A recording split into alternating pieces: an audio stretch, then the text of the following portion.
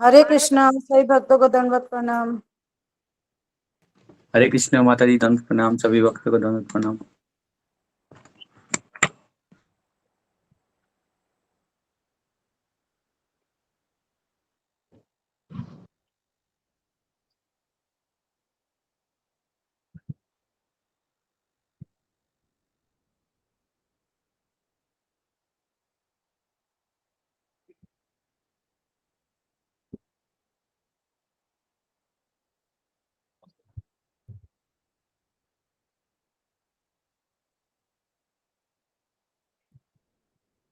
हरे कृष्णा। सभी को दंडवत प्रणाम। हरे कृष्णा। हरे कृष्णा माता जी दंडवत प्रणाम। हरे कृष्णा सभी भक्तों को दंडवत प्रणाम।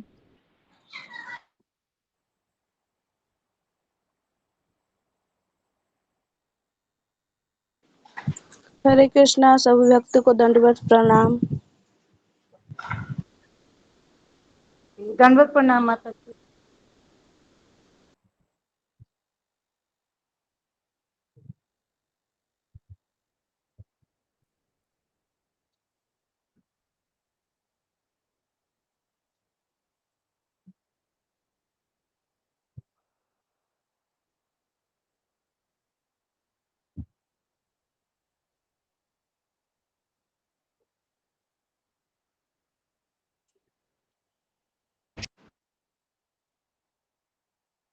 हरे कृष्णा सभी भक्तों को मेरा दंडवत प्रणाम।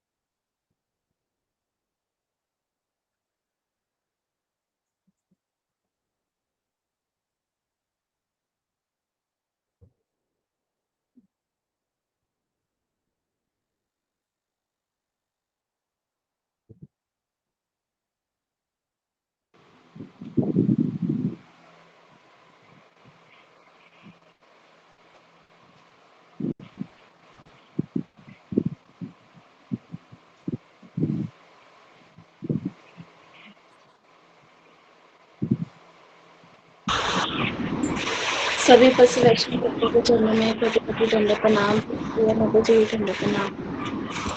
दंडवत प्रणाम माता जी।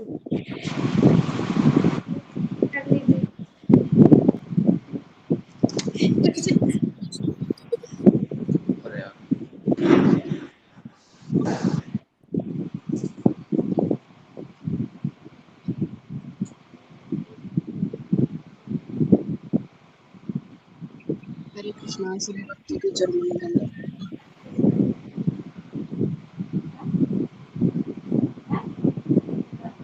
सुलेखा माता जी सिंह आरती हो गई क्या? हरे कृष्णा माता जी।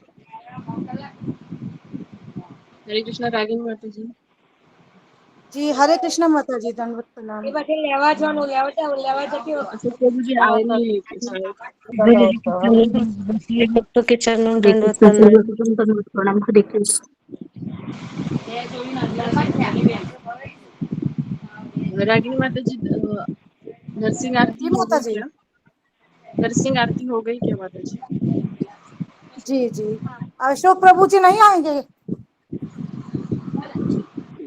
शायद अभी तक तो लॉगिन नहीं किया है उन्होंने। नरसिंह आरती कोई तो बोलिए माता ना जी भक्त। आरती नहीं करी अभी माता जी।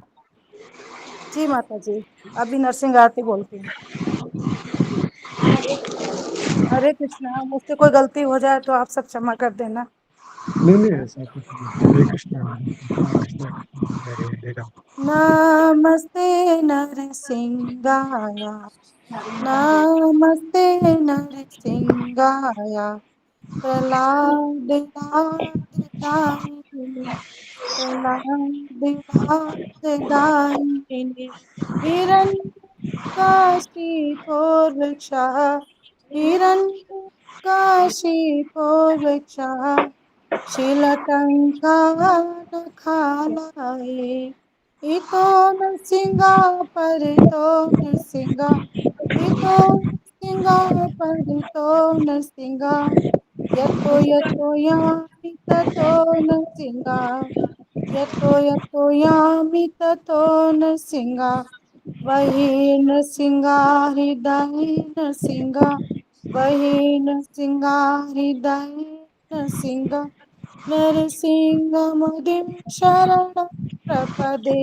तब कर कमल वरे नखाम, अद्भुत सिंह दालिका हिरण्यकशिपु तनु भृंगा, केशव प्रीता नरहरि रूपा, जय जगदीश हरे, जय जगदीश हरे, जय जगदीश हरे, जय नरसिंहदेव, नरसिंहदेव, नरसिंहदेव, जय नरसिंहदेव, जय प्रहलाद महाराज, प्रहलाद महाराज, प्रहलाद महाराज, जय प्रहलाद महाराज, जय जय प्रभुपाद, प्रभुपाद, प्रभुपाद, जय जय प्रभुपाद, जय जय गुरुदेव, गुरुदेव,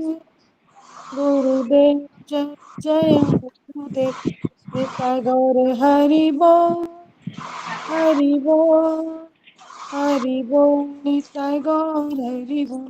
हरे कृष्णा, सभी को दंडवत प्रणाम।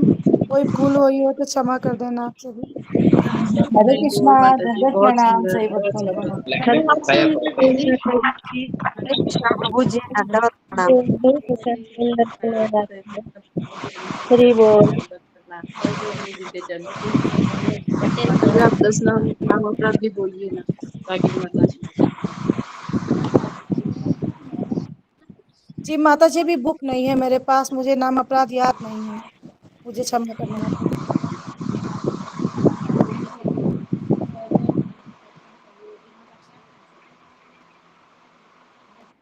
आप बोल दीजिए नाम अपराध माता जी, माता इस जी समय मेरे पास है भी नहीं नहीं मेरे है, पास। नहीं तो मैं बोल लेती। सुधा माता जी आपके पास है क्या नाम अपराध? हाँ जी माता जी, हरे नाम कृष्णा, अपराध मैं आप बोल बोल देती हूँ। दीजिए। हरे कृष्णा। धन्यवाद जी माता जी जी। जी माता जी।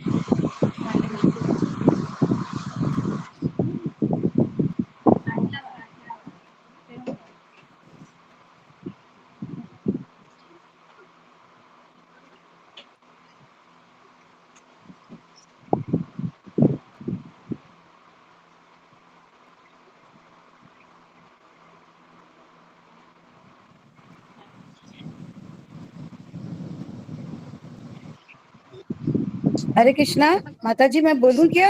हरे कृष्णा। जी माता जी बोलिए। जी माता जी बोलिए बोलिए। जी जी, हरे कृष्णा।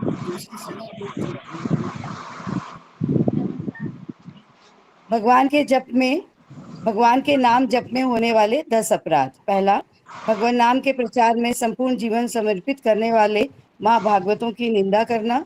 दूसरा, शिव ब्रह्मा आदि देवों के नाम को भगवान नाम के समान अथवा उससे स्वतंत्र समझना। तीसरा, गुरु की अवज्ञा करना अथवा उन्हें साधारण मनुष्य समझना। चौथा, वैदिक शास्त्रों अथवा प्रमाणों का खंडन करना। पांचवा, हरे कृष्ण महामंत्र के जप की महिमा को काल्पनिक समझना। छठा, पवित्र भगवान नाम में अर्थवाद का आरोप करना। सातवां, नाम के बल पर पाप करना। आठवां, हरे कृष्ण महामंत्र के जप को वेदों में वर्णित एक शुभ सकाम कर्मकांड के समान समझना। नौवां, अश्रद्धालु व्यक्ति को हरिनाम की महिमा का उपदेश करना। 10वां, भगवान नाम के जप में पूर्ण विश्वास न होना और इसकी इतनी अगाध महिमा श्रवण करने पर भी भौतिक आसक्ति बनाए रखना। भगवान नाम का जप करते समय पूर्ण रूप से सावधान न रहना भी अपराध है। प्रत्येक वैष्णव भक्त को चाहिए कि इन 10 प्रकार के अपराधों से सदा बचकर रहे, ताकि श्री कृष्ण के चरण कमलों में प्रेम शीघ्र प्राप्त हो, जो मनुष्य जीवन का परम लक्ष्य है। हरे कृष्णा। सही भक्तों को दंडवत प्रणाम। गलती हो तो क्षमा करिए। हरि बोल माता दी, हरि बोल। हरि बोल माता जी, बहुत सुंदर। हरि बोल माता जी, हरि बोल, हरि बोल। हरि बोल, हरि बोल। हरि बोल।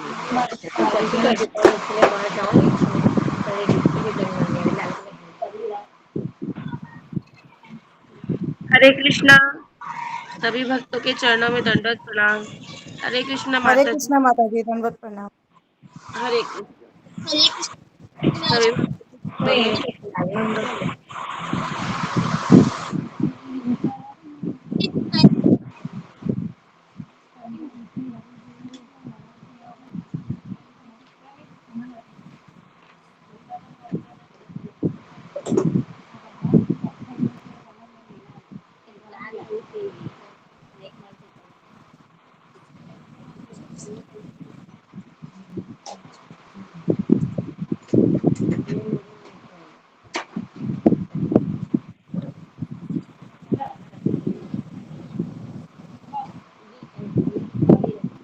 कोई भक्त कल के बारे में बताना चाहेंगे? हरे कृष्णा माता जी, जी माता जी। दंडवत प्रणाम। थोड़ा हरे कृष्ण। ज्यादा तो नहीं लिखा है पर हरे कृष्ण।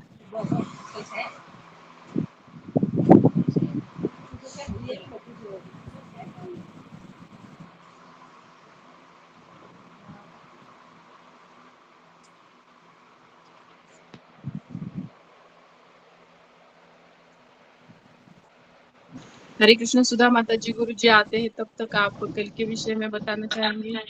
हरे कृष्णा माता जी, हरे दंडवत कृष्णा माता दशरथ जी, माता जी, मैंने कल दंडवत का प्रणाम। लिखा नहीं है, मुझे क्षमा करिए। कल का मैं माता लिख जी नहीं पाई थी, कल थोड़ी सी ना।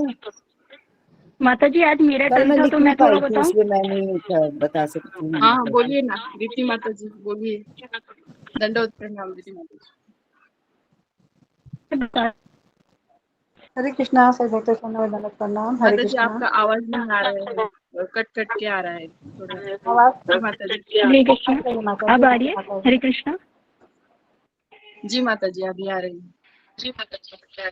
हरे कृष्णा। सही भक्तों को दंडवत प्रणाम। कल कल माधवपुरी जी का अभिवाद तिथि थी, जो गुरुजी ने कल उनकी कथा बताया था कि वे कल के दिन प्रकट हुए थे और गुरुजी ने गीता का 18वें अध्याय का 55 श्लोक बताया था। इसमें श्लोक में गुरुजी ने बताया था कि भगवान कहते हैं जो मुझे जान सकता है, भगवान कहते हैं कि जो मुझे जान सकता है वह भगवान को भक्ति से ही जाना जा सकता है। जिस तरह खाने में नमक जरूरी है, उसी प्रकार जैसे नमक के बिना टेस्टी खाना नहीं बन सकता, बेस्वाद बनता है, उसी तरह भगवान को भक्ति नहीं आता। उसी प्रकार भगवान की भक्ति के बिना भगवान किसी को स्वीकार नहीं करते। कविराज गोस्वामी बताते हैं कि चैतन्य महाप्रभु को अगर समझना है तो चींटी और शक्कर का उदाहरण से समझ सकते हैं।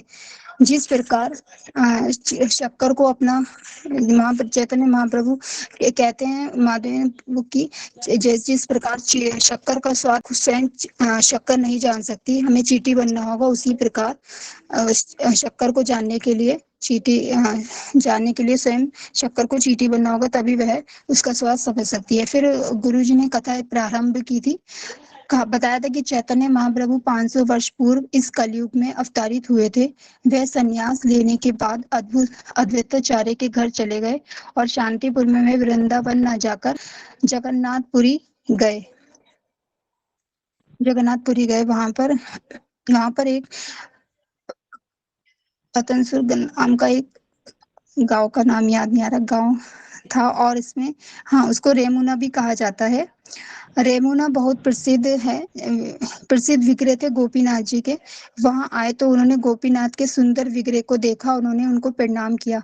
जैसे ही वो गोपीनाथ जी के दर्शन को विग्रह को प्रणाम किया, गोपीनाथ की पगड़ी गिर गई। और जब चैतन्य महाप्रभु को ये मालूम हुआ, तो चैतन्य महाप्रभु को पता चला, तो उन्होंने परमानंद से मिलने की शुभारंभ की। सभी लोग वहां इकट्ठे हो गए और चैतन्य महाप्रभु को भगवान के रूप में देखने लगे और फिर महाप्रभु से प्रसाद लेकर चले गए। प्रतिदिन गोपीनाथ मीठे चावल के 12 मिट्टी के बर्तन चढ़ाए जाते थे। जब हम मंदिर जाते हैं तो हमें हमें हमें जब हम मंदिर जाते हैं तो हमें साथ में ऐसा ही होता है कि फूल, गुरु जी ने एक प्रश्न पूछा था कि जब हम मंदिर जाते हैं अचानक से हमारे ऊपर कोई फूल या माला गिर जाती है तो हमें क्या सोचना चाहिए। तो इस पे भक्तों ने बताया था कि हमें ये सोचना चाहिए उनकी कृपा हो सकती है, पर मैं पतित हूँ, ऐसा हो नहीं सकता। तो कई लोगों ने इसका उत्तर दिया था।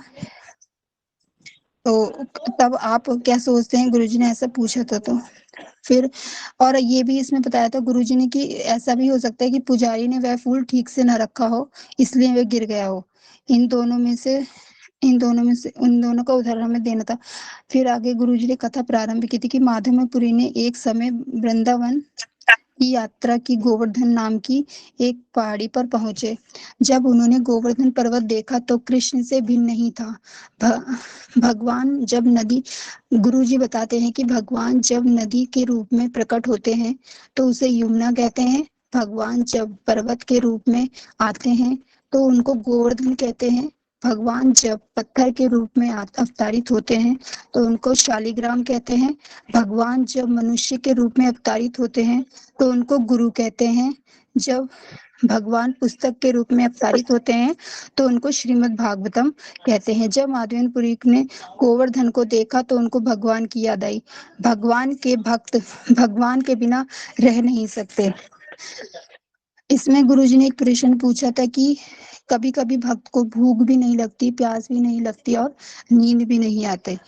गुरुजी ने हमसे पूछा था कि अपना उदाहरण देकर बताएं, जिसमें मीना कुमारी माता जी ने बताया था कि वह मोबाइल है कि जिसमें जब हम मोबाइल देखते हैं तो ना हमें नींद आती है, ना भूख लगती है, ना प्यास है, और हम घंटों घंटों चाहे वे रातों दिनों बिता सकते हैं। बहुत सुंदर उदाहरण दिया था माता जी ने। फिर कथा प्रारंभ की थी गुरुजी ने कि माधवपुरी फिर गोविंद कुंड में चले गए और स्नान करने के लिए बैठ गए। फिर आराम करने के लिए एक पेड़ के नीचे बैठ गए। एक लड़का वहां आया दूध का बर्तन लेकर। उस चरवाहे लड़के ने मुस्कुराते हुए माधवेंद्रपुरी को देखा और यह दूध पी लो जो मैं लाया हूँ। उस लड़के का नाम गोपाल था। वह श्री कृष्ण के रूप में ही आए थे। यहाँ पर गुरुजी ने पूछा है ना, तो फिर वह बोले कि ये बर्तन लेने में वापस आऊंगा। दूध पीने के बाद माधवेंद्रपुरी जी ने वह बर्तन धोया, लेकिन वह लड़का कभी वापस नहीं आया। फिर वह पेड़ के नीचे सो गए, हरे कृष्ण का जप करते हुए। हरे कृष्णा माता जी धन्यवाद। इतना ही लिख पाई। हरे कृष्णा माता जी धन्यवाद। कोई गलती हुई तो क्षमा करें सभी भक्त। हरे हरि कृष्ण। बोल माता जी, बहुत सुंदर बताया माता जी। हरि बोल बहुत माता सुंदर। दी, हरि बोल। हरि बोल माता जी की, बहुत सुंदर बताया माता जी अपने हरि बोल मां सुंदर बताया आपने। प्रभु जी चरण में वंदन।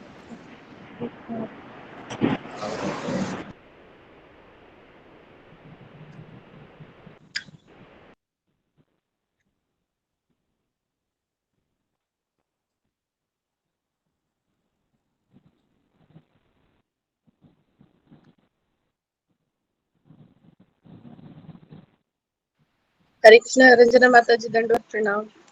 हरे कृष्णा माता जी, आगे चलो दंडवत प्रणाम, सबको चलो दंडवत प्रणाम। हरे कृष्णा माता जी। जी माता जी। माता जी, गुरु जी जब तक आते हैं तब तक आप भजन गाइए ना प्लीज। जी जी माता जी, बिल्कुल आपकी जैसी आज्ञा माता जी। बहुत बहुत धन्यवाद माता जी।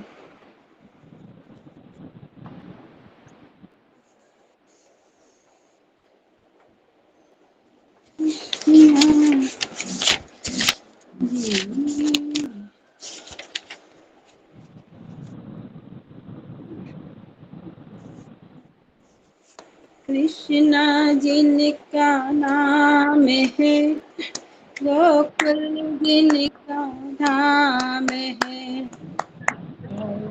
ऐसे भगवान को मेरा बारंबार प्रणाम है।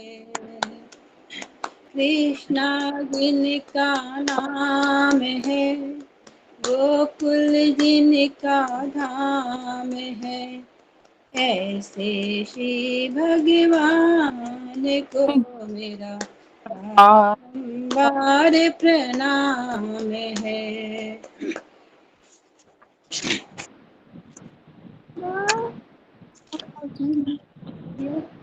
सदा जिनकी मैया है, नंद जी बपैया है, ऐसे श्री गोपाल को मेरा बारंबार प्रणाम है। कृष्णा जिनका नाम है, गोकुल जिनका धाम है, ऐसे श्री भगवान को मेरा बारंबार प्रणाम है। राधा जिनकी छाया है, अद्भुत जिनकी माया है, ऐसे श्री घनश्याम को मेरा बारंबार प्रणाम है। राधा जिनकी माया है, जिनकी माया है, घनश्याम को मेरा आपका नंबर सेव करेंगे क्या नाम वो जो नया सुपरवाइजर आया है ना, उसका नंबर लेना आपके पास है। हाँ तो उनको भेज दो। मैं नहीं करी थी, उधर से किए थे सर। वहाँ किए होंगे, मेरे को नहीं पता है, पूछो ना। श्री भगवान को, अभी देखो दादी भजन गा रही है ना, दे रहे 2 मिनट को। बारंबार प्रणाम है, लोट लोट दधि माखन खायो, ग्वाल बाल संग धेनु चरायो, ऐसे लीला धाम को मेरा बारंबार प्रणाम है। कृष्णा जिनका नाम है, गोकुल जिनका धाम है, ऐसे श्री भगवान। हरे कृष्णा हरे कृष्णा, हरे कृष्ण कृष्णा कृष्ण गुरु हरे जी, हरे, दंडवत हरे प्रणाम। हरे कृष्ण हरे कृष्ण हरे गुरु जी। कृष्ण। हरे कृष्ण सभी हरे भक्तों को कृष्णा गुरु दंडवत। जी, दंडवत प्रणाम। हरे कृष्ण प्रभु जी, दंडवत। हरे कृष्णा गुरु जी, दंडवत प्रणाम। हरे कृष्णा गुरु जी, धन्यवाद प्रणाम, सभी भक्तों को हरे कृष्णा गुरु जी, दंडवत प्रणाम, सभी भक्तों को चरण दंडवत।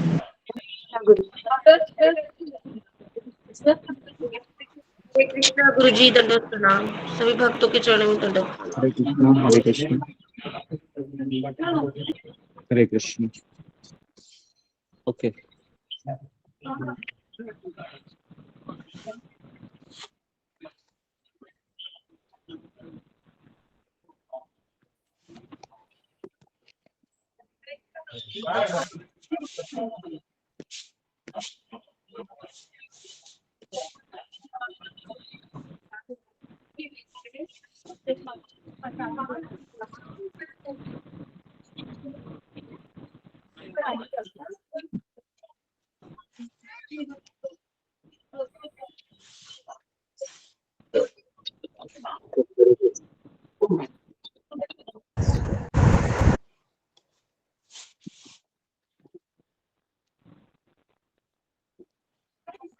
ज्ञानतिमिरन्धस्य ज्ञानाञ्जनचक्षुरुन्मीलितं येन तस्मै श्रीगुरुवे नमः। जय श्री कृष्ण चैतन्य प्रभु नित्यानंद श्री अद्वैत गदाधर श्रीवासादि गौर भक्त वृंद। हरे कृष्णा कृष्ण कृष्णा हरे हरे, हरे राम राम राम हरे हरे, हरे कृष्णा कृष्ण कृष्णा हरे हरे, हरे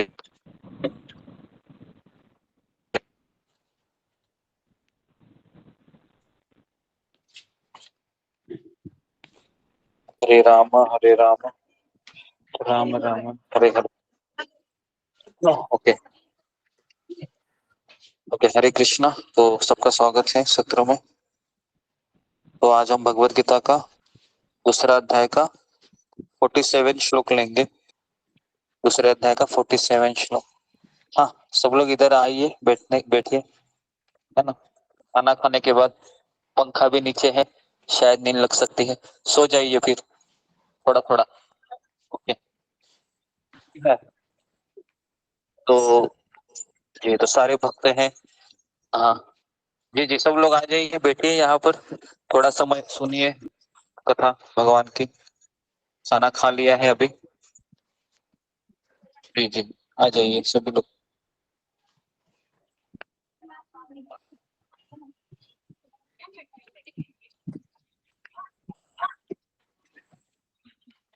ओके, तो जी, तो हम अभी शुरुआत करते हैं। अच्छा, दूसरे अध्याय का 47 श्लोक। तो मैं श्लोक को पढ़ रहा हूँ और आप लोग भगवत गीता निकाल लीजिए।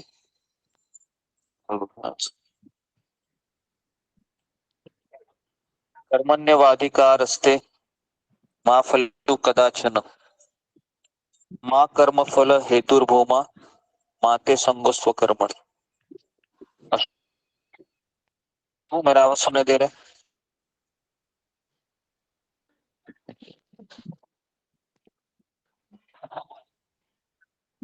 हरे कृष्णा।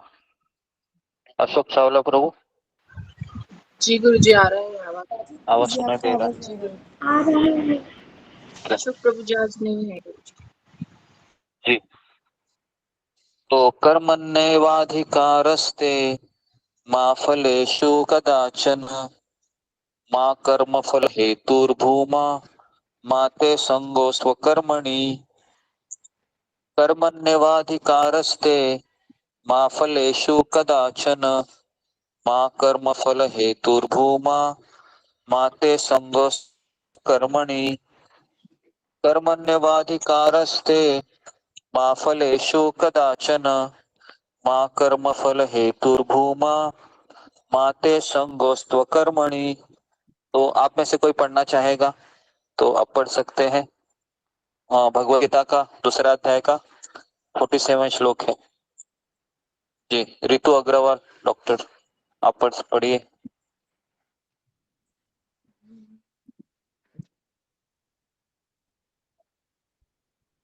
जी, नमिता साहा।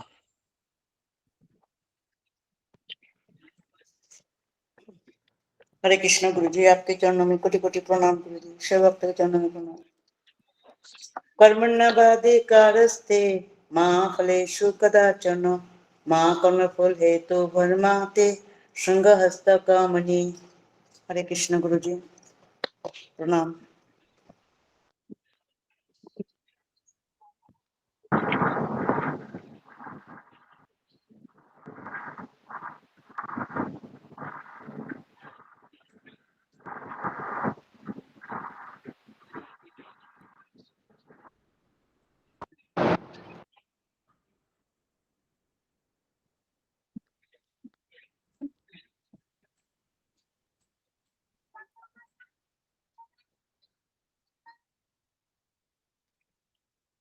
Okay next Gorakhnath Ahir. हरे कृष्णा प्रभु जी, दंडवत प्रणाम। कर्मण्येवाधिकारस्ते मा फलेषु कदाचन मा कर्मफल हेतुर्भुर्मा ते संगोत्व कर्मणि। हरे कृष्ण। धर्मराज गिमरे। हरे कृष्ण गुरु जी, दंडवत प्रणाम। सभी को दंडवत प्रणाम। कर्मण्य वादिका माँ फलेषु कदाचन माँ कर्म फलेषु माँ संगोस्ति कर्माणि। हरे कृष्ण। नेक्स्ट रंजना माता जी।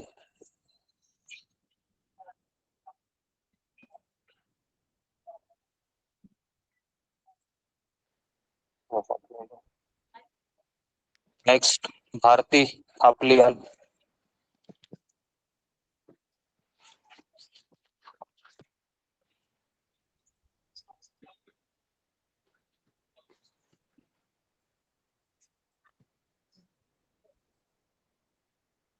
रेखा काळे। हरे कृष्ण प्रभु जी, दंडवत प्रणाम। कर्मण्येवाधिकारस्ते मा फलेषु कदाचन मा कर्मफल हेतुर्भुर्मा ते संगोस्त्व कर्मणि। हरे कृष्ण। ओके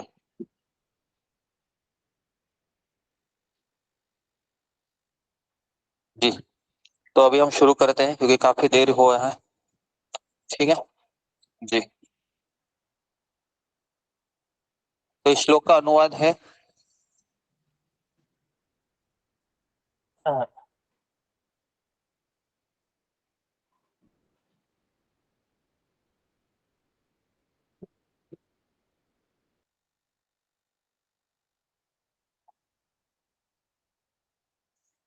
आपकी आवाज नहीं आ तुम्हें रहा है गुरु जी। तुम्हें प्रभु जी अपना आवाज नहीं आ कर्तव्य रही आपकी। पालन करने का अधिकार है। आवाज नहीं आ रही, आवाज नहीं आ रही। हरे कृष्णा हरे कृष्णा।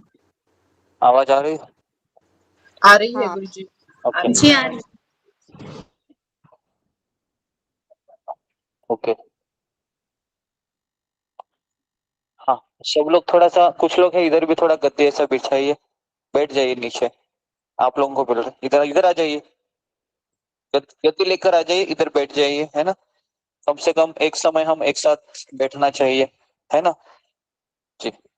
यहाँ पर बैठ जाइए, है ना। 1 घंटा आप बैठना है अभी। उसके पश्चात फिर हम आ, हरि की पौड़ी कितना लंबा है यहाँ से, चलते चलते जा सकते हैं।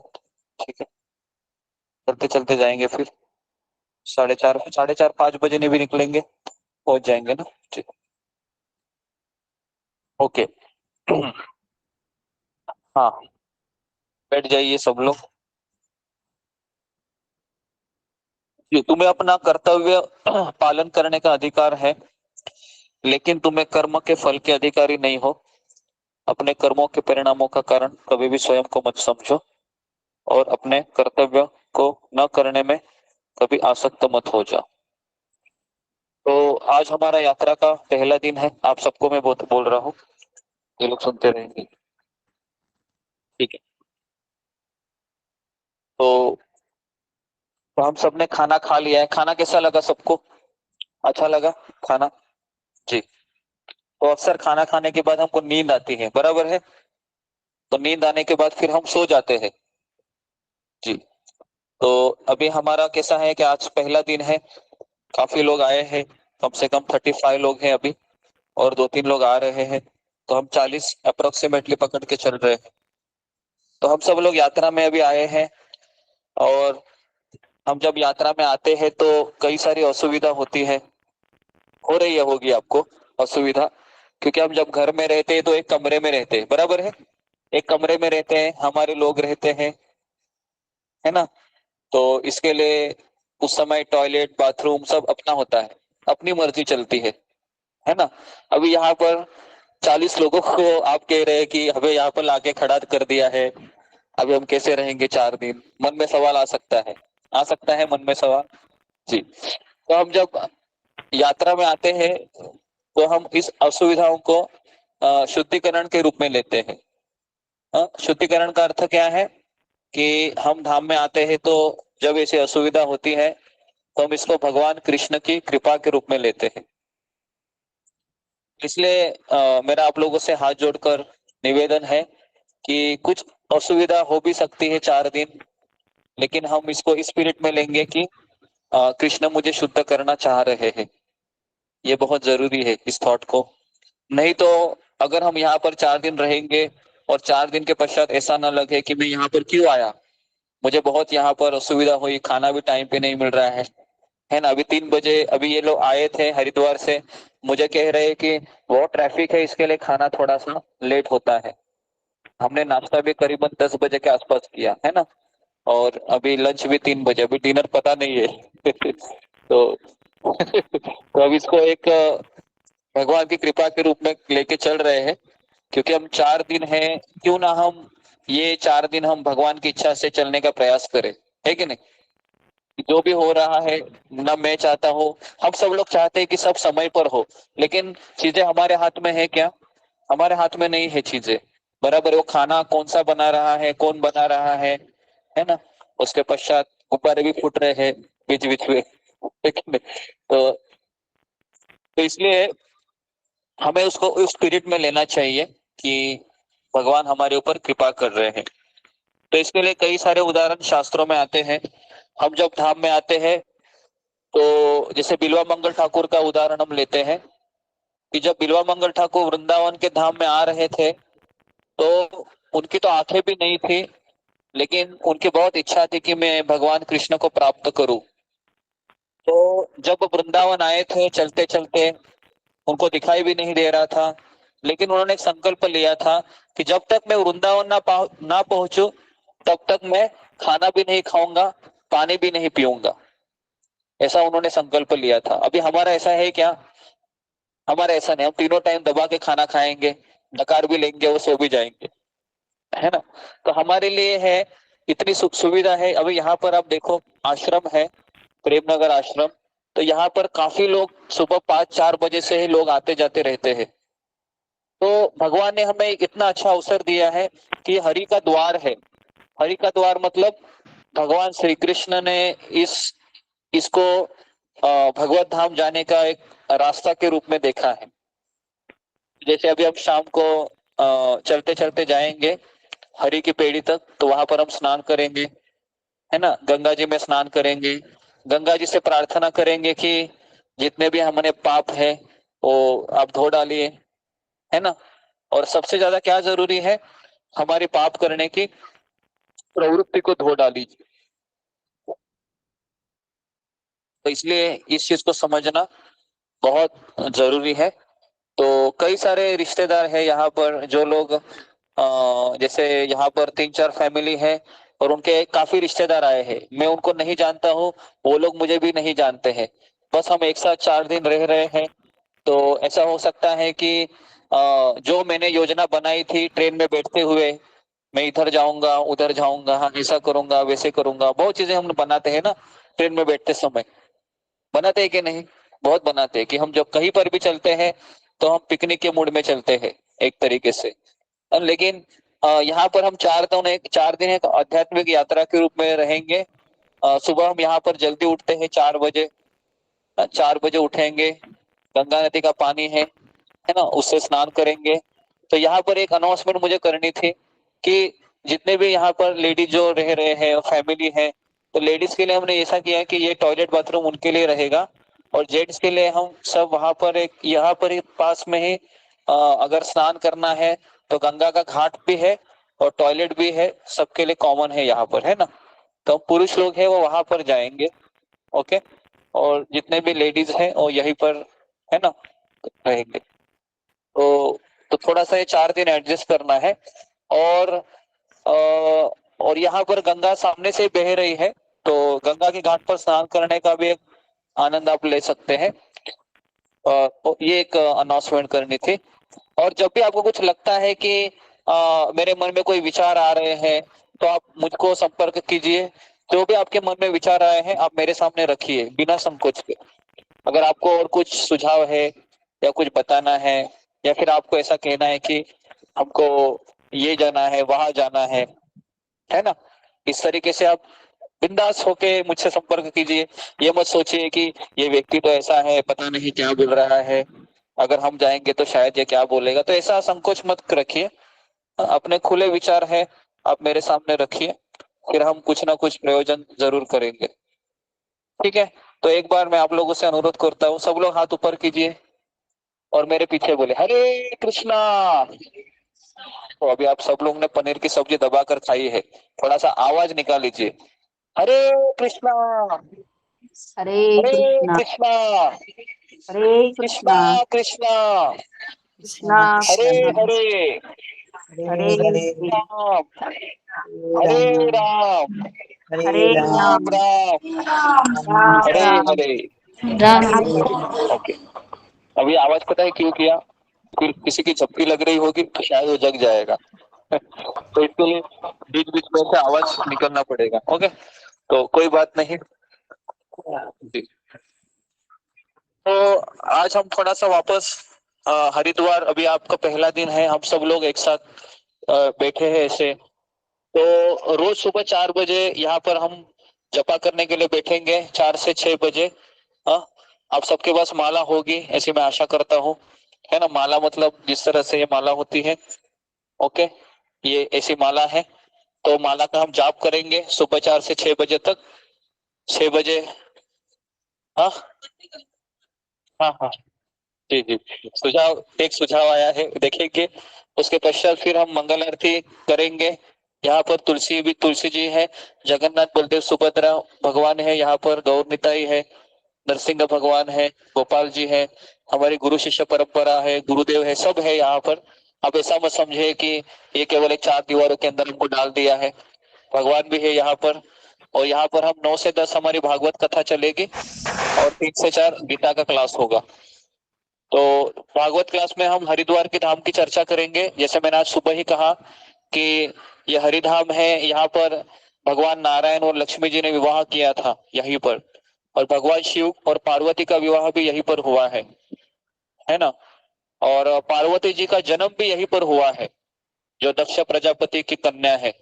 इतना ही नहीं, उसका जो बाल्यकाल है, युवावस्था है, पार्वती ने इधर ही बिताया है ना? तो ये जो जगह है, ये एक बद्रीनाथ है, इसके ही 300 किलोमीटर आगे, जिसको वैकुंठ धाम कहते हैं। और ऐसा माना जाता है कि अगर आप हरिद्वार में गंगा में स्नान न करके बद्रीनाथ जाते हैं तो उसकी पूजा भी अधूरी मानी जाती है ना? तो इतना महत्व है ना? ये बच्चों को थोड़ा सा अपना शांत कीजिए, है ना? ग्रुप में बैठे हैं अपने बच्चे भी। वैष्णवी, हाँ, बड़े बच्चे हैं तो कथा सुनना चाहिए, है ना? तो थोड़ा सा आवाज है, थोड़ा कम कीजिए, है ना जी? ओके, तो अभी हम आगे बढ़ते हैं जी। तो सुबह हम धाम की चर्चा करेंगे, हरिद्वार में और कौन कौन से स्थलियां हैं उसके। और कल हम सोच रहे हैं कि यहाँ पर धूप बहुत ज्यादा होती है, पता है आपको? जैसे 10 बजते तो बहुत धूप लगती है, तो इसके लिए हमने दोपहर में जाने से अच्छा है कि हम शाम को अगर भ्रमण करेंगे तो अच्छा रहेगा। और दोपहर में हम यहीं पर पार्क में या कहीं पर, अगर ऐसी कोई स्थली है नजदीक है, तो वहां पर जाकर हम कथा करेंगे। ऐसा ना हो कि हम ऐसे घूमते रहेंगे और कोई बीमार पड़े, है ना? क्योंकि गर्मी बहुत ज्यादा है ना? बहुत गर्मी है। अगर आप बाहर जाओगे थोड़ा सा, मैं अभी वहां से यहाँ पर भी आता हूँ तो बहुत धूप लगती है, बराबर है ना?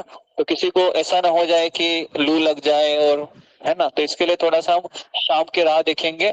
और कभी कभी एक आध दिन है हम ऋषिकेश के लिए निकलेंगे, और वो राम झूला है, लक्ष्मण झूला है और राम झूला है, सुना होगा ना आपने? राम झूला, लक्ष्मण झूला, तो वहां पर भी हम जाएंगे। तो उसकी भी व्यवस्था हम करेंगे।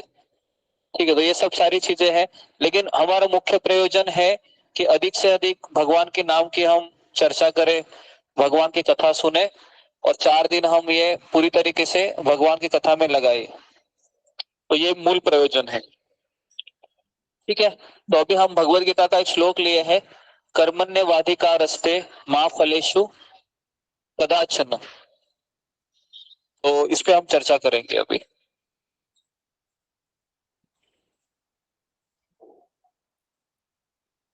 तो बीच बीच में मैं सवाल पूछूंगा आपको, तो आप सबको जवाब देना है। हाँ, पहला सवाल है, भगवत गीता में कितने अध्याय होते हैं?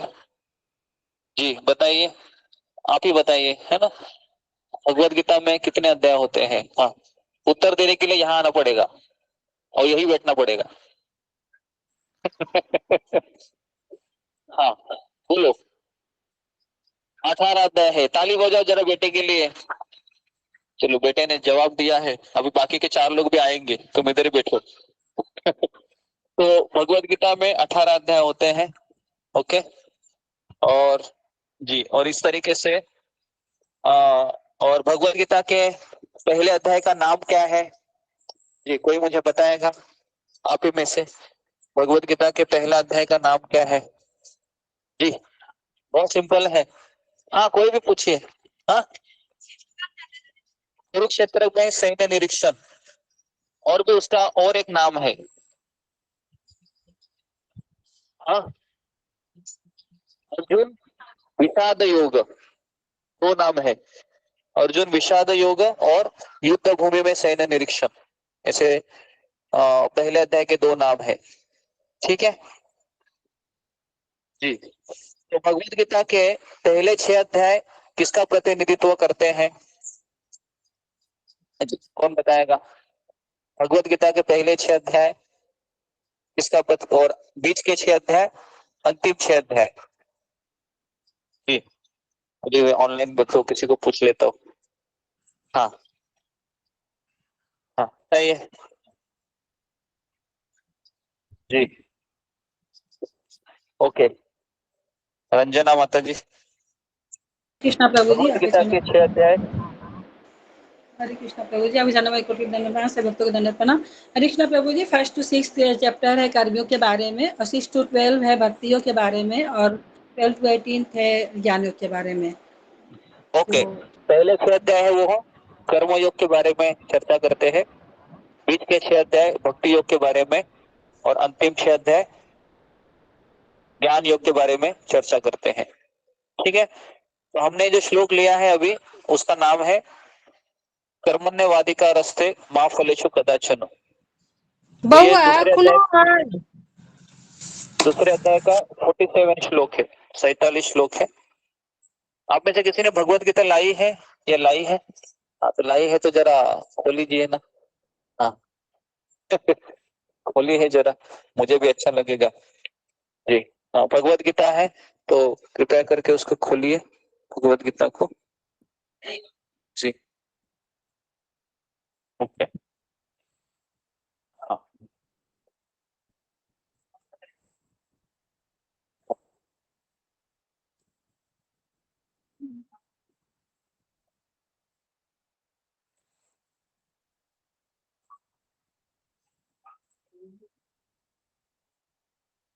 ओके। तो इस श्लोक में चार विभाग है।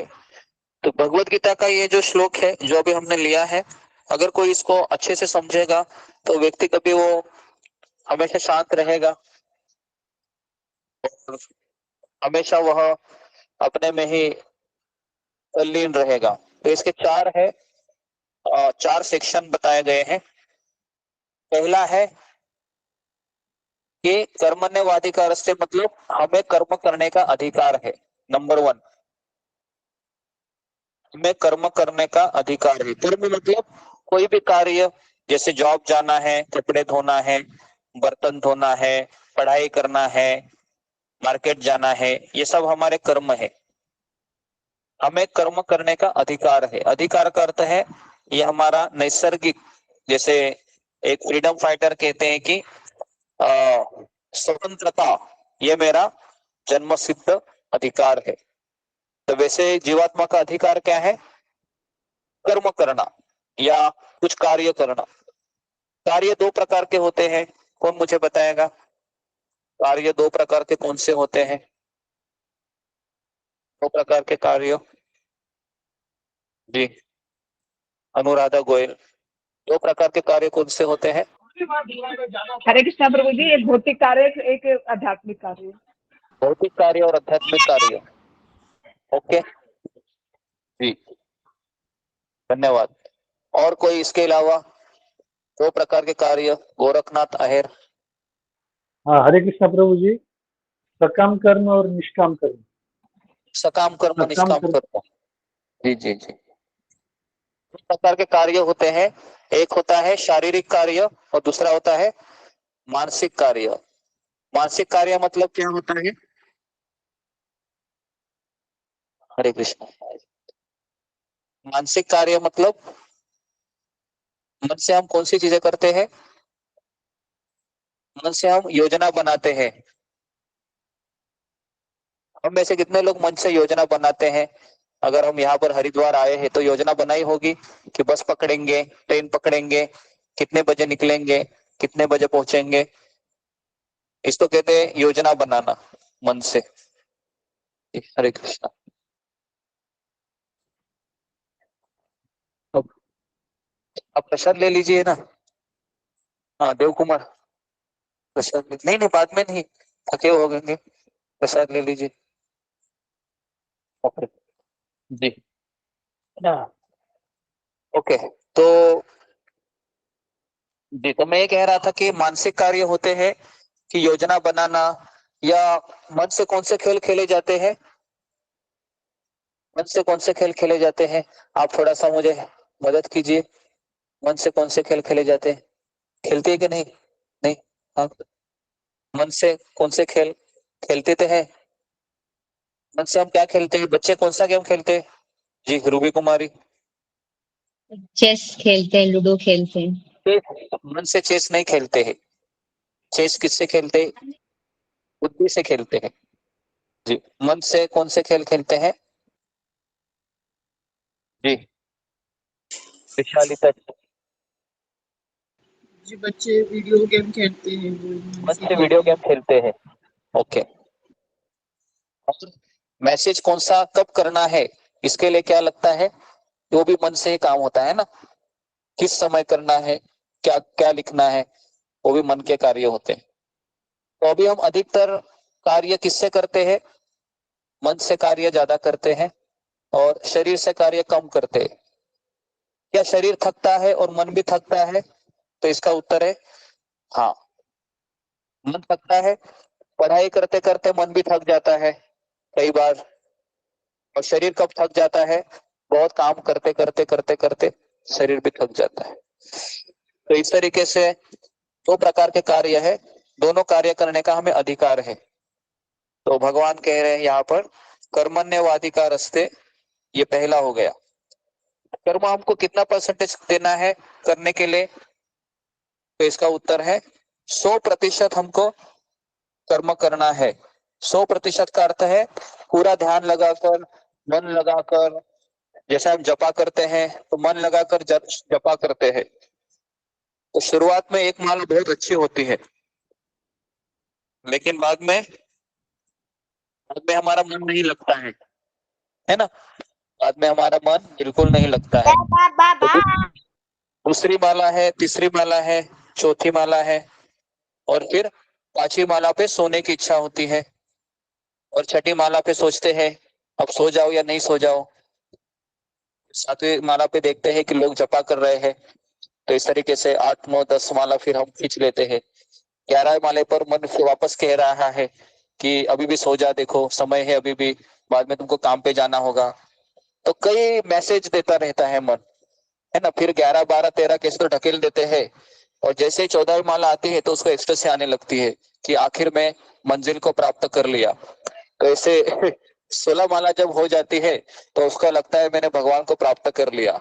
लेकिन अक्सर ऐसा होता है कि 16 माला होने के पश्चात वह व्यक्ति धड़ाम करके गिर जाता है। किस पे? बिछोने पर। क्योंकि थक जाता है बेचारा वो, है ना। तो ऐसा ऐसा हमारा रूटीन होता है एक्चुअली डेली। तो इस तरीके से मन हमें भगाता रहता है, तो कोई बात नहीं।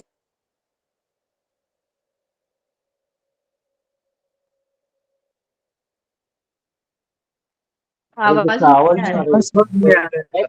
आवाज नहीं आ रही है करूंगा, गुरुजी। लेकिन फल में मेरा अधिकार नहीं है। फल मतलब फल का अर्थ है आम या फिर सफरचंद या फिर एप्पल, या फिर ये सब फल की बात नहीं कर रहे। यहाँ पर कौन से फल की बात कर रहे हैं कि जैसे अभी बच्चे हैं वो गेम खेल रहे हैं, तो सब लोग कौन सी फल की इच्छा कर रहे हैं? मैं जीतूंगा, है ना, ये उनके लिए फल है। बाकी के 4 लोग हैं वो ऐसे ही मुझे देखते रहे, और जब गेम खत्म हो जाएगा तो सब लोग मेरी वाह वाह करे, है ना, ये उनके लिए फल है। बराबर, सब लोग उसके लिए लगे हुए उधर, और कोई कारण नहीं है ना। तो इस तरीके से हम सब लोग फल फल प्राप्त करना चाहते हैं, और फल को एक सांसारिक भाषा में कहते हैं अपेक्षा। बराबर है। और ये अपेक्षा की जिंदगी जीने के कारण हम कई बार फल प्राप्त होता है, क्या फल प्राप्त होता है, लेकिन कौन सा होता है? कड़वा फल मिलता है। बराबर है। मीठा फल मिलता है? नहीं मिलता। तो इस तरीके से माँ फलेशु कदाचन, मतलब कर्म के फल पर अधिकार नहीं है। लेकिन हमारा उल्टा होता है, हम जैसे ही कोई कर्म करना चाहते हैं तो पहला क्या सोचते हैं? फल पर मेरा अधिकार है, कर्म करने पर अधिकार नहीं है, ऐसा उल्टा सोचते हैं हम। लेकिन भगवत गीता कहती है कि कर्म करने पे ऊपर तुम्हारा अधिकार है, क्या होगा आने वाला है या आगे क्या होगा ये मेरे हाथ में नहीं है। जैसे हम ट्रेन में बैठे हैं, ये सोचकर बैठे कि हरिद्वार में ट्रेन रुकेगी, लेकिन मान लो कि अचानक कुछ ट्रेन को रेड सिग्नल ही मिल रहा है कंटिन्यू, और अचानक ट्रेन में अनाउंसमेंट की गई कि जिस ट्रेन में आप बैठे हैं वो ट्रेन हरिद्वार अभी नहीं जाएगी, तो फिर आप क्या कर सकते हैं? क्या कर सकते हैं? कुछ कर सकते हैं? कुछ नहीं कर सकते, है ना। और उसमें से 2 लोग क्या रहेंगे? एक लोग है वो जोर से चिल्लाएगा, ये सरकार के लोग है, पैसे खाते हैं रहते हैं और फिर हमारा नुकसान करते हैं। दूसरे लोग क्या करेंगे? दूसरे लोग बोलेंगे जैसे ईश्वर की इच्छा, चलो भाई बैग लेके वापस चलते हैं। बराबर। तो इस तरीके से फल की इच्छा के कारण ही हम परेशान हो जाते हैं। तो यहाँ पर जो गीता में भगवान कहते हैं कि कर्म करने का अधिकार है, मतलब ट्रेन में बैठना है, ट्रेन का टिकट निकालना है, सही समय पर पहुंचना है, ये किसका अधिकार है? ये मेरा अधिकार है। अगर मैं ट्रेन में बैठ गया, जैसे कि अभी कल हम हरिद्वार आ रहे थे कोटा से, तो हमारा रात का ट्रेन था और हम बुकी में ऐसे सो रहे थे, तो रात को 11:30 बजे एक व्यक्ति जोर जोर से फोन पर बातें करने लगा। इतना जोर से बातें करने लगा कि हम सोच रहे थे कि ये कब खत्म करेगा। तो आधा घंटा हो गया वो बात ही कर रहा था, बात ही कर रहा था, बात ही कर रहा था। फिर मैं थोड़ा सा कहा भाई साहब बात कम कीजिए ना, आपको सोना है, सुबह हमारा 4 बजे स्टेशन आने वाला है। बाद में फिर भी वो है वो चिल्ला ही रहा था, बातें ही कर रहा था। थोड़ा सा बैटरी कम हो गया लगता है, बातें ही कर रहा था। तो उसके पश्चात फिर ऐसा हुआ कि जी, उसके पश्चात फिर ऐसे हुआ कि आवाज आ रहा है मेरा? अभी थोड़ा सा आ रहा है। हरे कृष्णा मुझे आ रही है, मुझे आ रही है। बैटरी भी कम हो गया। हरे कृष्ण जी। तो रात का समय था और मैं भी सोच रहा था कि अभी क्या किया जाए, मैं बहुत परेशान हो गया। हालांकि मैं भगवत गीता सिखा रहा हूँ, लेकिन जब वो समय आता है हमारे जीवन में तो सब भूल जाते हैं। बराबर है। मैं जल्द से उठा और उसको चिल्लाया, कहा कि आप जरा शांत रहिए, अब 4 बजे उठना है ना। आदमी ने कहा कि देखो भाई हमारे रात 1 बजे उठती है, हमारे रात 10 बजे उठती है, अभी मैं उससे क्या बहस करूं? आई बात समझ में? तो अगर मैं ये मान के चलूं कि मैं ट्रेन में बैठा हूँ, 10 लोग मेरे आसपास घूमेंगे, शोर शराबा करेंगे, ये किसकी इच्छा है? कृष्ण की इच्छा है। तो फिर मैं शांत बैठकर, भले नींद ना आए लेकिन शांति से बना रहूंगा।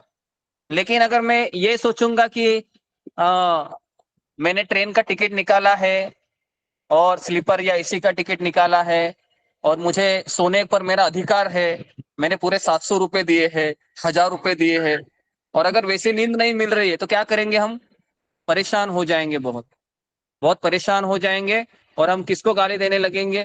वो व्यक्ति को। और बाद में वो व्यक्ति चला गया और बाद में दूसरी चीज आ गई, जो व्यक्ति बगल में बैठा था वो खराटे मारने लगा फिर जोर जोर से। अभी मैं उसको क्या कहूँ, कुछ कर नहीं सकते, है ना। 1 बजे तक वो खराटे मारने लगा, है ना, 1 बजे तक।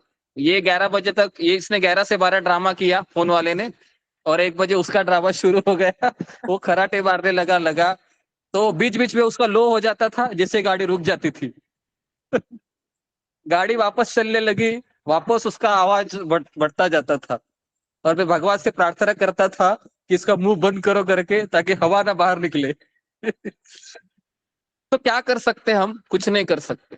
तो यहाँ पर भगवत गीता में भगवान यही कह रहे हैं कि ट्रेन में बैठने का तुम्हारा अधिकार है, टिकट निकालने का तुम्हारा अधिकार है। अभी यहाँ पर हम आश्रम में आए हैं, ये मेरा अधिकार है। अभी आश्रम में मुझे खाना समय पर मिलेगा क्या, इस पे मेरा अधिकार है? नहीं है। लेकिन वो नहीं मिलेगा तो आप लोग किसको देखेंगे? मुझे देखेंगे, इसने हमें लाया है, इसको पकड़ो। हो सकता है ना?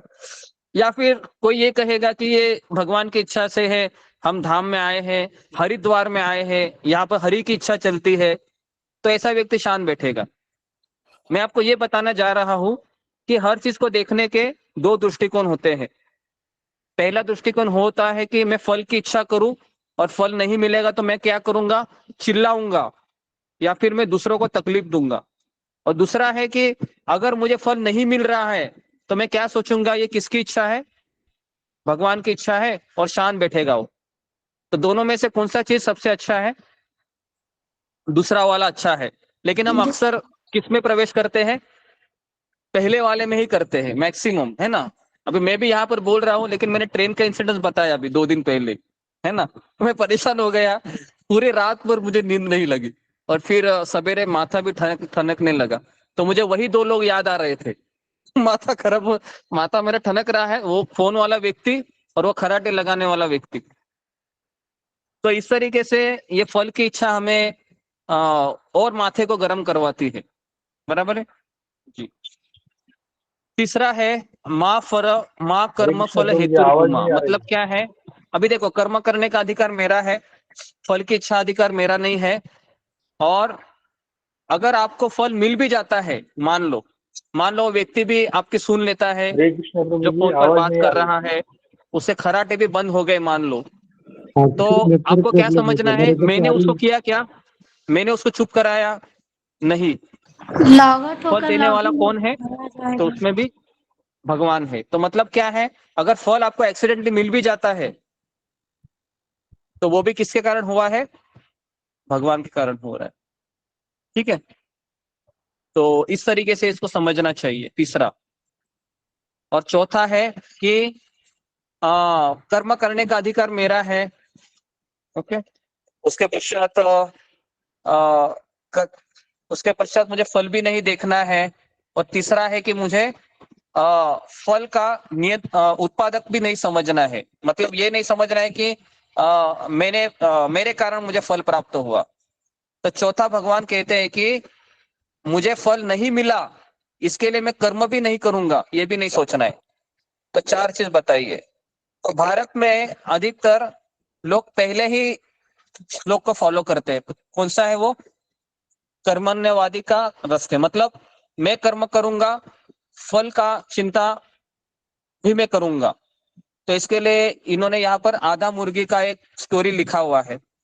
आप सबको पता है कि जब व्यक्ति किसी मुर्गी को पालता है, आपने कहानी सुनी होगी कि जो किसान होता है वो मुर्गी को खाना खिलाता है, और अंडे कहाँ से आते हैं? पीछे से आते हैं ना। तो क्या करता है कि आगे का भाग है वो कैसा है? बहुत खर्चा हो रहा है, तो क्या करता है वो? बीच में काट देता है, सोच रहा है कि अंडे निकलते रहेंगे। लेकिन ऐसा होता है क्या?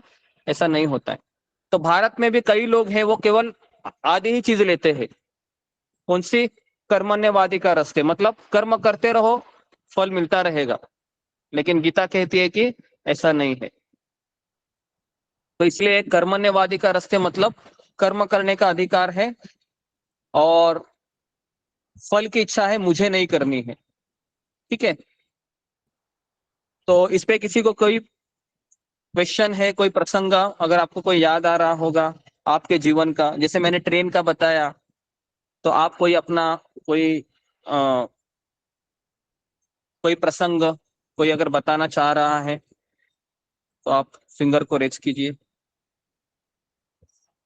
जी, कोई प्रसंग बताना चाह रहा है जो मैंने अभी बताया कि आपने कोई कर्म करने का अधिकार सोचा है और आपने फल की इच्छा भी की है और आप परेशान हो गए, ऐसा कोई चीज? जी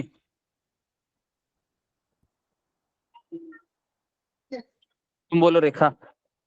हाँ क्या बोला? पहले बैच पे बैठी हो तुम? हाँ अच्छा, आवाज नहीं आ रहा था। मैंने ये कहा कि ऐसा कौन सा उदाहरण आपको अपने जीवन का याद आ रहा है जिसपे आपने कर्म किया है और फल की इच्छा रखी है और आप बाद में बहुत परेशान हो गए या बहुत गुस्सा किए, बहुत दुखी हो गए? रिसेंटली बोल रहा हूँ, पिछले 4-5 दिन का आप बोलिए, फ्रेश रहेगा वो। खाना बनाते हैं हाँ मतलब बहुत मन से बनाते हैं, आपको खाना खा रहे थे, लेकिन जब कोई बहुत कुछ करता है हाँ अगस्त दिमाग खराब होता है ऐसा, ये सोचकर कि खाना भी बनाओ और ऊपर से गाली भी मिले, ऐसे। हाँ हाँ अच्छा अच्छा जी, ये अच्छा उदाहरण दिया है कि कई लेडीज लोग कहते हैं कि हम खाना बनाते हैं लेकिन हमारी कोई तारीफ नहीं करते हैं, तो इसके लिए फिर अगले दिन फिर सोचते हैं कि खाना क्यों बनाऊं मैं, क्योंकि लोगों को एनकरेजमेंट लगती है कोई भी चीज करने के लिए। बराबर है जी।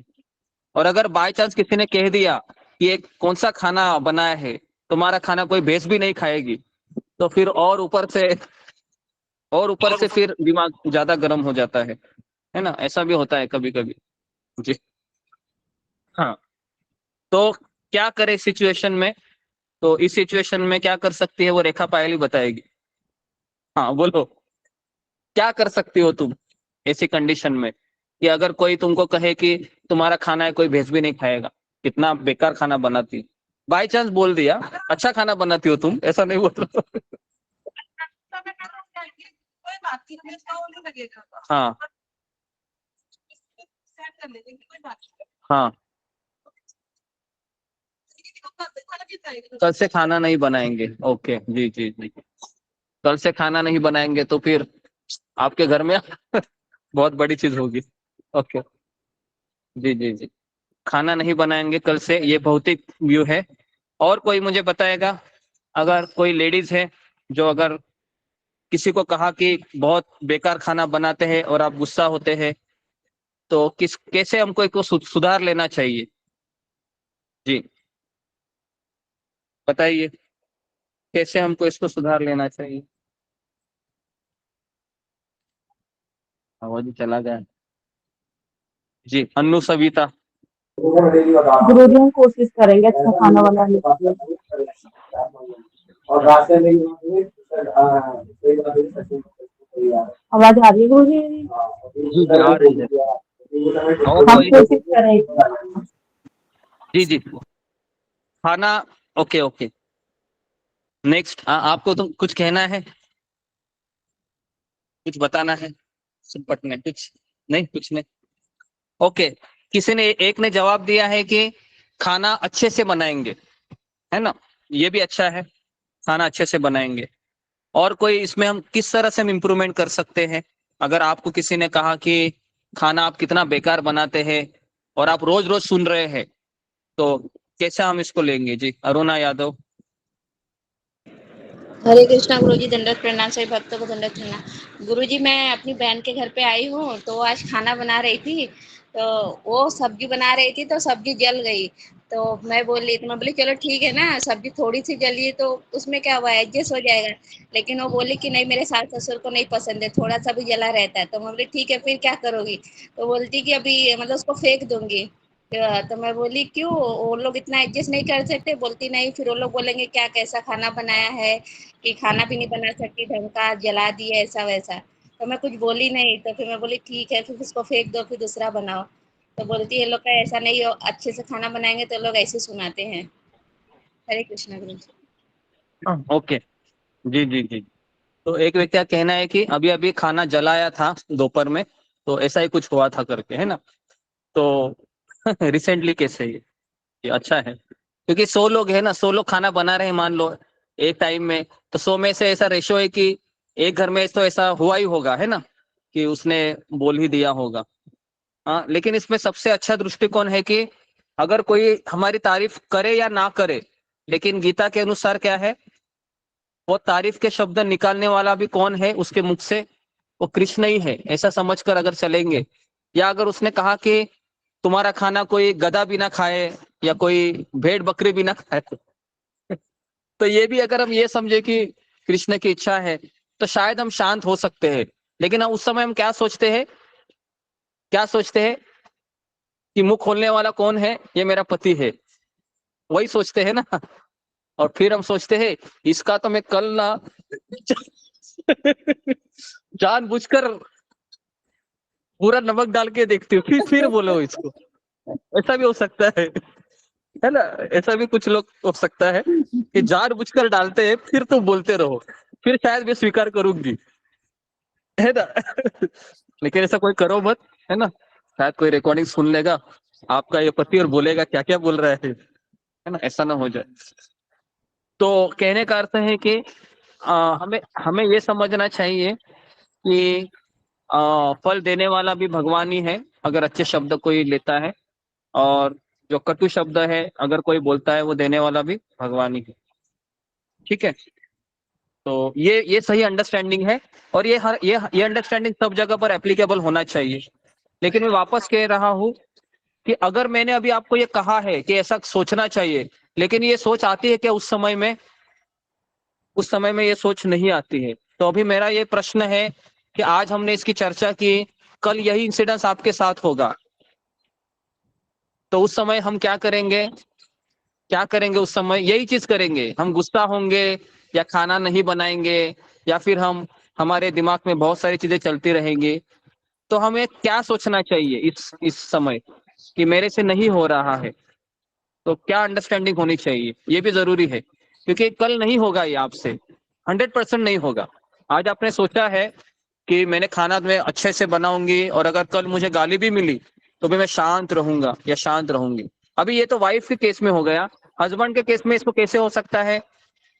कैसे हो सकता है कि मान लो कुछ भी खा लिया है तो वो भगवान की इच्छा समझ के खा लो, है ना? भले ही बीच बीच में पानी पीते रहो ताकि वो हजम हो जाए है ना? तो ये भी कोई गलत बात नहीं है वैसे तो, है ना? क्योंकि अभी उसने ये समझना चाहिए कि आज इसमें नमक नहीं डाला है इसने, तो भगवान की इच्छा है, मैं थोड़ा अचार के साथ खा लेता हूँ और शांत बैठता हूँ। तो ये हस्बैंड का रोल है और ये वाइफ का रोल। एक रोल पे भी घर में एक कलह शायद बच सकता है, बराबर है? क्योंकि कई कई झगड़े हैं वो खाने पे भी ज्यादा होते हैं, है ना जी? तो इसलिए ये अंडरस्टैंडिंग होना बहुत जरूरी है। भगवत गीता के अनुसार कर्मण्यवादी का रस्ते मा फलेषु कदाचन। ठीक है, तो इसके लिए कल ये एप्लीकेबल नहीं होगा। क्यों नहीं होगा जी? कौन मुझे बताएगा क्यों नहीं होगा? फिंगर को रेज कीजिए, कोई मुझे बता सकता है? बता देंगे? नहीं बताएंगे क्यों नहीं होगा?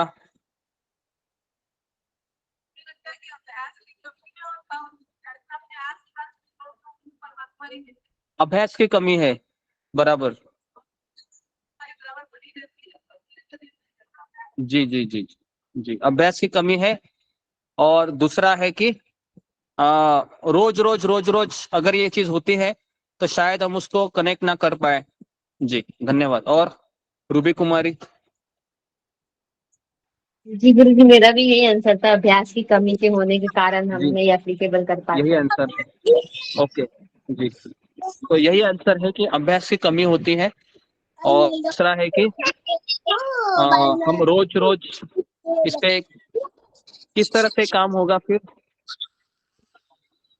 तो इसका उत्तर है कि जैसे कि मान लो कि आज मुझे पता चला है कि मुझे गुस्सा नहीं करना है और कृष्ण की इच्छा समझना है, तो फिर कल क्या कि हमारे घर में, और उस समय हम क्या करेंगे? गुस्सा करेंगे। ऐसे 2-4 दिन के पश्चात फिर 5वें दिन हमको रहेगा कि अभी मुझे बार बार पता चल रहा है, तो अभी मैं गुस्सा कम करूंगी। तो ऐसे कर करके शायद 5-6 महीने में वो आ जाए, 6 महीने में, कि हाँ अभी मुझे कोई फर्क नहीं पड़ता है, अभी मुझे फर्क नहीं पड़ता। लेकिन इसके लिए क्या होगा? अभ्यास करना होगा, तब जाके हो सकता है। ठीक है, तो यहाँ पर मैं रुकता हूँ कि मेरा माइक भी बंद हो गया है। मेरा घसा बाद में ये हो जाएगा डैमेज हो जाएगा। ठीक है, तो थोड़ा सा किसी का कुछ प्रश्न है, कुछ पूछना है इस पे, क्योंकि ये बहुत इंपॉर्टेंट टॉपिक है भगवत गीता का, कर्मयोग। जी, किसी को पूछना है क्वेश्चन? एक क्वेश्चन हम ले सकते, एक दो क्वेश्चन।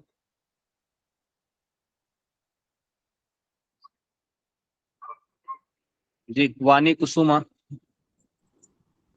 दंडवत प्रणाम गुरुजी। अगर हम अच्छे कर्म करें तो फल का भी इच्छा करने से क्या बुरा होता है, बुरा है क्या गुरुजी? एग्जाम्पल हम एग्ज़ाम अच्छे तरह से लिखे तो उसका रिजल्ट भी अच्छा ही अच्छा ऐसा अच्छा होना हम स्वीकार करते हैं ना गुरुजी? जी जी, अच्छा प्रश्न पूछा है। जी, प्रश्न सबको समझ में आया? नहीं आया समझ में? आवाज नहीं आई? आया। जी समझ आया। हाँ, जी जी। तो प्रश्न ये है कि अगर हम कोई अच्छा कर्म करते हैं तो फल रखना अच्छी बात है या बुरी बात है, ये प्रश्न है। आई बात समझ में? अगर मैं, जैसे अगर मान लो मैं पढ़ाई करता हूँ, है ना, तो मैं अच्छे मार्क्स मुझे मिले या वो भी नहीं सोचूं मैं, क्योंकि हम अक्सर एग्जाम लेने के बाद घर आकर चेक करते हैं ना, ये सही लिखा है, ये सही लिखा है, तो मुझे इतने मार्क्स मिलने चाहिए। ऐसा मैं तो करता था जब बोर्ड के एग्जाम में चेक करते थे कि 100 में से मैंने 80 मार्क का पेपर अच्छे से सॉल्व किया है, 80 मुझे 70-75 मिल जाएंगे ऐसे। तो करना अच्छा है या बुरा है?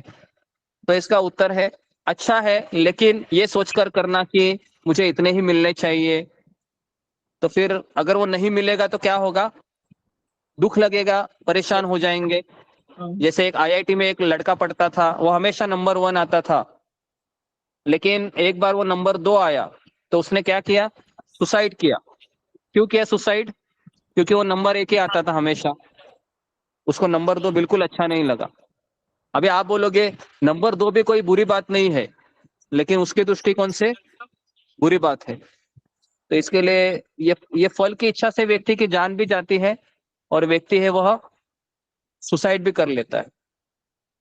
तो इसके लिए बेसिकली अगर हम इस बात से चले कि जैसे अभी मान लो कि कोई शादी करता है और शादी होने के बाद ये समझे कि है ना अभी मेरे साथ अच्छा ही होगा, और अगर नहीं होता है तो क्या होता है? दुख लगता है, या फिर वो सोचती है कि भी मैं मायके चली जाऊं। बहुत सारी चीजें हो सकती है। ठीक है, तो इस तरीके से सोचने से हमें हमेशा दुखी मिलता है, क्योंकि भगवान ने संसार बनाया ऐसे है, अगर हम 100 इच्छा करेंगे तो उसमें से 99 फेल होने वाली है और एक इच्छा ही सफल हो जाएगी, और वो भी बनते बनते बात बिगड़ भी सकती है। क्योंकि अगर मान लो मेरी इच्छा पूरी कर दी भगवान ने, तो इसका सबसे बड़ा परिणाम क्या होगा? कौन मुझे बताएगा? अगर मान लो कि भगवान ने हमारी हर इच्छा पूरी की, फल की इच्छा, तो इसका परिणाम क्या हो सकता है?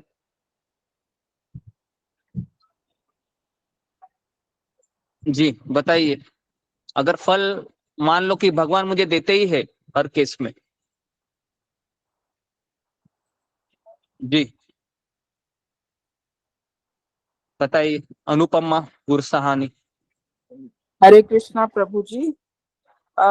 इंसान के अंदर अहंकार बहुत आ जाएगा जी, और वो अहंकार से भी ज्यादा उसकी अपेक्षाएं ज्यादा होगी, फिर अपेक्षाएं भी हो जाएंगी। हाँ, और अपेक्षाएं ज्यादा होगी। जैसा मैंने एक माँ का इंसिडेंट सुना था, उसका एक ही बेटा था, तो उसको इतना इतना प्यार दिया, इतना प्यार दिया, उसने उंगली दिखाई, वो इच्छा पूरी की। बंदूक दिखाया, बंदूक भी दे दो, है ना, कैमरा टीवी सब उसको देती गई। और जब वह बड़ा हो गया तो उसने कहा कि अभी तुमको नहीं मिलेगा, तो उसने माता पिता को ही छोड़ दिया फिर। तो ये केस हो जाता है फिर, है ना। अगर भगवान ने सारी इच्छा पूरी करते गए हमारी, तो अगर नहीं पूरी की तो क्या बोलेंगे हम? तुम भगवान नहीं है, इस तरीके से बोल सकते हैं। तो इसलिए ये भगवान है वो हमेशा हमको फेल करते रहते हैं, ताकि हम भगवान के पास हमेशा आश्रित रहे, बने रहे ऐसे। ठीक है, तो मैं यहाँ पर रुकता हूँ। तो तो ठीक है, तो आप सबका बहुत बहुत धन्यवाद। तो इसके लिए सुबह आप 4 बजे आते रहिए, क्योंकि ये सारी चीजें है ना भगवत गीता की, ये अभ्यास से ही होगी। अभी आप सुन तो रहे हैं, लेकिन जब तक अभ्यास नहीं होगा तब तक पूरी नहीं हो सकती। ठीक है, तो यहाँ पर मैं रुकता हूँ। आप सबका बहुत बहुत धन्यवाद।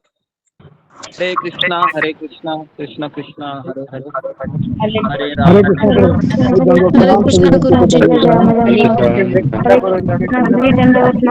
कृष्ण हरे दंडवत प्रणाम हरे दंडवत प्रणाम हरे कृष्णा कृष्ण जी दंडवत प्रणाम। हरे कृष्ण हरे कृष्णा जी, हरे कृष्णा। हरे कृष्ण।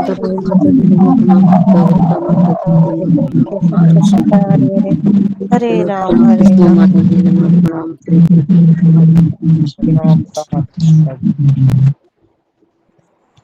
हरे कृष्ण प्रणाम माता जी।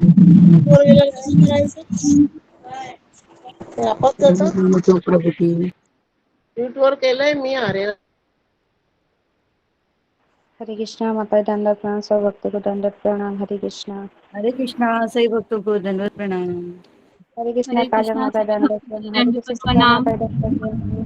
हरे सभी प्रभु के कृष्णा चरण माता दंडवत प्रणाम, सिर्फ माता दंडवत के चरण प्रणाम। दंडवत प्रणाम। हरे कृष्णा गुरु जी को माता दंडवत दंडवत प्रणाम। हरे श्री कृष्णा कृष्ण माता जी, प्रभु जी को दंडवत दंडवत प्रणाम। प्रणाम। हरे कृष्णा माता दंडवत प्रणाम। हरे कृष्णा सब भक्तों को दंडवत प्रणाम। हरे कृष्णा। गुरु जी जल्दी गए।